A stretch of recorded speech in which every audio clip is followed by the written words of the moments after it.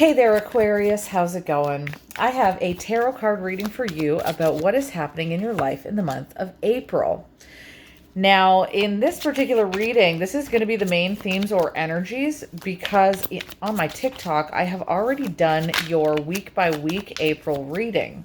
So because I've already looked at every single week in the month of April, I thought I would just kind of do a random reading, see what the main energies are that you're going to be dealing with at that point. And that means I'm going to kind of let the cards speak for themselves. Let the cards choose the topic. It could be life, it could be travel, your job, your career, your finances, your mother-in-law. Whatever it is, we will see what happens here. And as we lay them out, there is a very interesting dynamic and a unique historical look that I can see to these cards as I notice, first and foremost, you have 4 major arcana cards in this reading and only 1 minor arcana. The Magician, the Hierophant, the Chariot card, and the Strength. That means that this situation that you go through in April, it is definitely a part of your destined path. It is not a side quest that you're on. Whatever it is you're doing in the month of April, you are supposed to be going through it. But I will say, we have a bit of a dynamic of achieving manifestations coming out from the top arcana cards here, and then kind of falling off happening in these bottom cards here. A situation in life where there's a little bit of difficulty. The reason I say that is because the Chariot card is here first, and the Chariot card in the upright position, this is known as the card of the princely fellow in history, the princely fellow that renders victory in the three-dimensional world. This particular prince, according to Arthur Edward Waite over 100 years ago, does not achieve victory in the spiritual sense. He is connected specifically to material objects and material things in the three-dimensional world. It's giving pentacles, right? Now, I think that makes sense to me because the Hierophant is here, and the Hierophant is the one in charge of the dogmatic church from a historical perspective, the Roman Catholic Church in the tarot. So that's the control and central power system that exists in the world around us, in the material world, the physical church. So we've got these two dynamics of the physical going on here, but in the reversal position, this is supposed to be a card of victory in the upright. So in the reversal, it becomes what is called the card of the stumbling block. It is difficulty pressing forward and gaining the success and victory and triumph that the Chariot card is known to have. Again, I say that the card of the Chariot is the card of the princely fellow, and that princely fellow, as Arthur Edward Waite puts it, he already achieves victory. But in the reversal position, it's a falling, you could say, a falling from grace, from the victory that could be had. So there will be a difficulty that you have in the month of April. And I'm going to get to the positive aspect in a second here with the Magician card about your positive manifestations, because you do have that. There is positive manifestation that you're going to be doing in the month of April, but it looks like it could be side to side or on the back of a difficulty that you have. And the fall from grace, or the difficulty that you have, it's connected to the Strength card in the reversal. The Strength card is a card of vices and virtue, you could say. Again, you know I love to do historical tarot. I love telling you the heart and secrets that you can understand out of the tarot cards, and the Strength card has a fascinating quality to it. On this deck, it's like a gigantic elk. On the traditional Rider-Waite-Smith deck, it is the Cowardly Lion who is being subdued by the Empress energy. The Empress card, she shows up on the Empress. She's decked in white, right? And then when we get to the Strength card in tarot, the Empress is still covered in her usual white garment, but she's holding the mouth of a roaring lion. This is a heraldry lion. It's the kind of lion that shows up on a coat of arms, the heraldic lions that you see on like King Charles's coat of arms and things like that. And the Cowardly Lion, his mouth, like I said, it's roaring open, and the Empress on the front of that card is shutting the mouth of it and putting him in like a resting position, so that this lion is being subdued. So the Strength card in historical tarot wasn't about being strong. If you want to interpret it in a modern perspective, you can do that, like the way that YouTube readers, and I am a YouTube reader, obviously you're watching on YouTube, but I bear in mind that people have made up a lot of their own readings for cards that are absolutely applicable. I am not taking away from that, but they are modern. They're not necessarily the historical truth of those cards. And in the historical truth of the Strength card, this was about subduing the carnal body. This wasn't just about being strong, like having big pipes and stuff. It wasn't just about certain aspects of mental strength. It was like penultimate mental strength to subdue any of the issues that you were having in the body. Like the 7 deadly sins: controlling lust, controlling wrath, controlling anger, bitterness, greed, avarice, sloth, laziness, right? And so that card sitting in the reversal position, I know it's facing upright right now. Also gluttony, indulgence, right?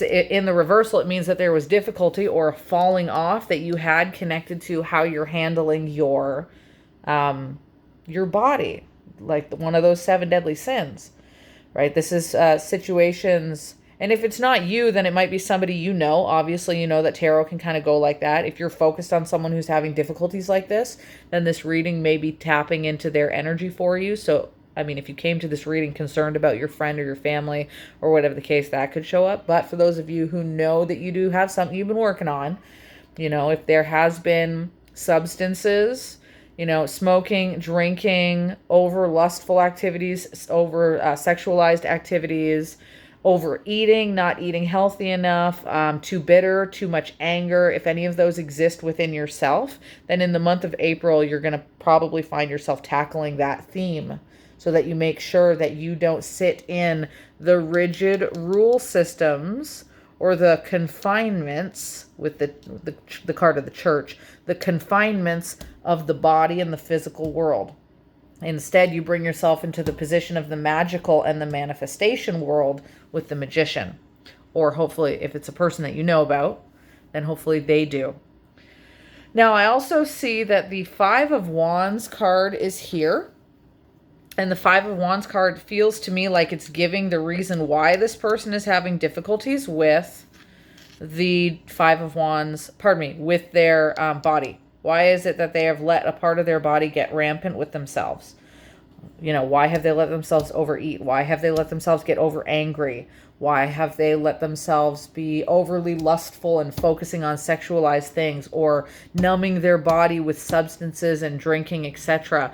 The 5 of the Wands is a card of jealousy. It's like someone who has their eye on the way that other people do things. And so I think that there could be an envy or a jealousy or this preoccupation with the way people look at a person that is the driving factor about why someone is numbing themselves or handling their vices in an unuseful way. I say that because the 5 of Wands, the reason I say it's about jealousy is, let me tell you a bit of a historical story with that card as an example. The 5 of Wands starts its journey not in the 5, but in the ace, like any suit in tarot. The ace is the idea of a desire that is welled up inside of you, something that you want, and the universe gives that desire to you. In tarot, you don't come up with your desires on your own. This is a co-creative method that happens between you and God, or you and the spiritual side. And not everybody has to believe that. I'm just saying, from the Rider-Waite-Smith perspective, that's how it went, right? And then once you get a desire inside of you with the Ace of Wands, it moves on to the story of the 2 of Wands, which is the story of Alexander the Great, the emperor, right? According to Arthur Edward Waite, this is how he described his card, his deck, Rider-Waite-Smith, over 100 years ago.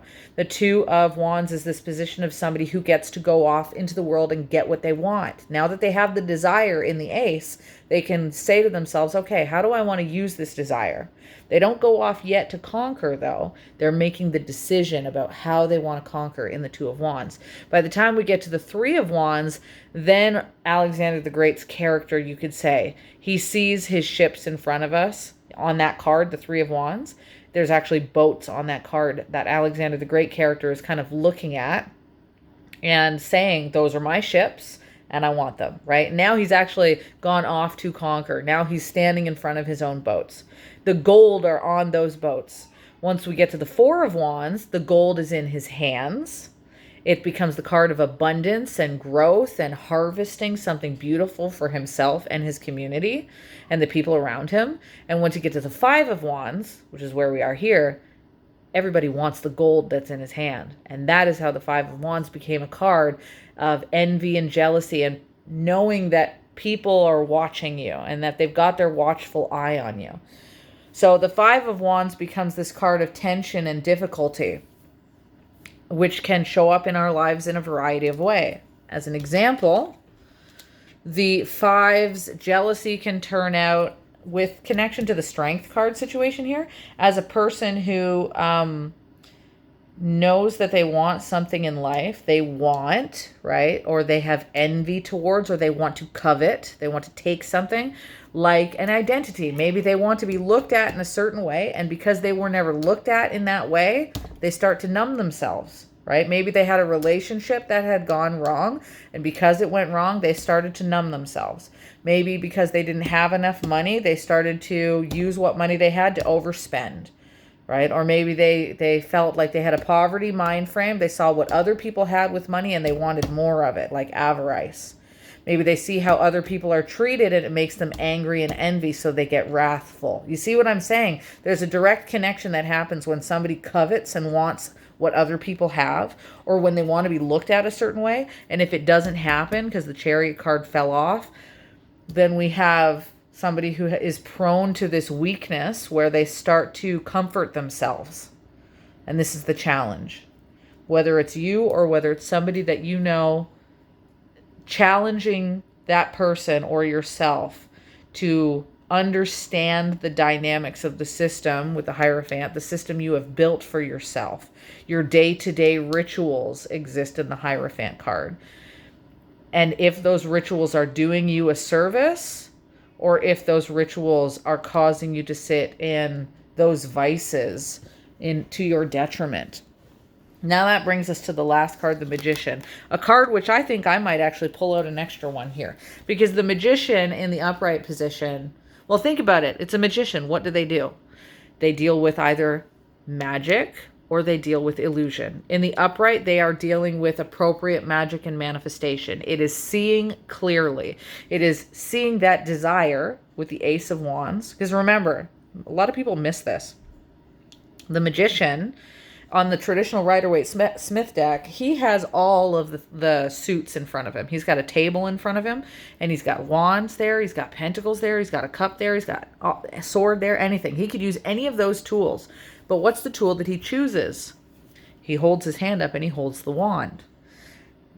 Lots of people miss that the Magician is directly connected to the suit of the wands, and that the suit of the wands is arguably the most important suit in the minor arcana. It is the ability to master your will and your desire to get things done. And in this case, to see things clear enough to do it so that you can accurately manifest.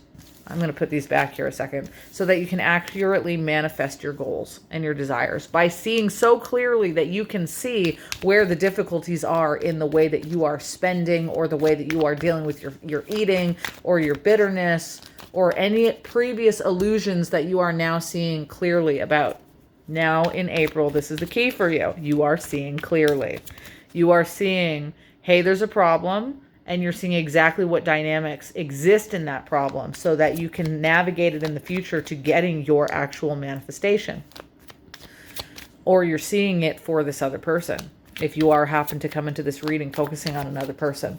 Now, I'm shuffling here for a second because there's a part of me that wants to know what is it that's going to be manifesting for you. Because a lot of this is like deep, introspective, self-reflective work.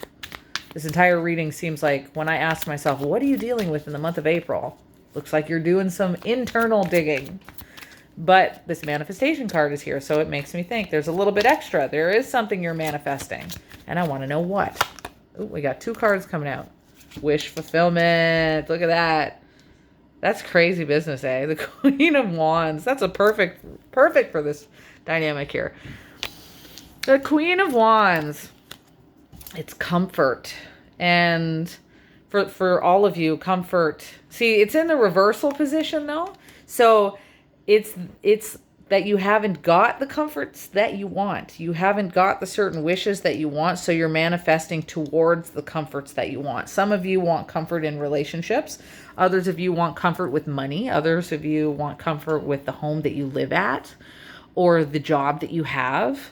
Whatever your thing of uncomfort is, that's what you're working towards. The Magician is trying to deal with the energies of the Queen of Wands. I also think that the Queen of Wands, she specifically is the card of someone who's jealous. When she's in the reversal, she can have a rather bitchy energy. So it tags back into that theme of coveting and jealousy that we saw in the Five of Wands. So there may be this idea that you have to acknowledge, or your person has to acknowledge what it is that they seem to want to covet. It's like saying to yourself, what do you want? What is it that you actually want? And then once you break through the illusion, you get to say, oh, I wanted this thing, oh, I wanted to live in Kentucky, and it's like breaking through the illusion of what you have not been comfortable with. And maybe you haven't acknowledged that you weren't comfortable with that one area. And now all of a sudden in April you are. In acknowledging what you have been trying to covet, what you wanted for yourself that you maybe saw other people had, you then get Nine of Cups energy. You get your wish fulfillment. You get that thing. It's interesting, right? Because a lot of people say, oh no, don't covet, don't be jealous, don't want, if you want, you must be in poverty, you must be for lack. But from a universal perspective, the universe is more than abundant enough for every supply and demand that exists. Because the universe, according to tarot, put those desires in you in the first place. But in order to get to your desires, to get what it is that you want, so long as it suits you and you're aligning with the universe to get that thing, then you have to acknowledge the blockages that are occurring, right? And then you get the wish fulfillment appropriately. So I'm going to leave you guys off with that here. That's quite an interesting introspective journey that you'll be on. And it only gets brighter on the other side. Like I said, Nine of Cups is tarot card readers' favorite cards a lot of the time. It is wish fulfillment. That's why the Magician card was in the upright. It's just like doing the checks and balances while you're on the journey to make sure that everything is still kosher so that you can accurately get that wish to come in and you don't knock yourself off balance or drag things out longer with the dynamic that's occurring with your vices that you're dealing with that Strength card in the reversal. So my best wishes to you. If you're ever interested in digging into this further, feel free to get a hold of me at the link in my bio.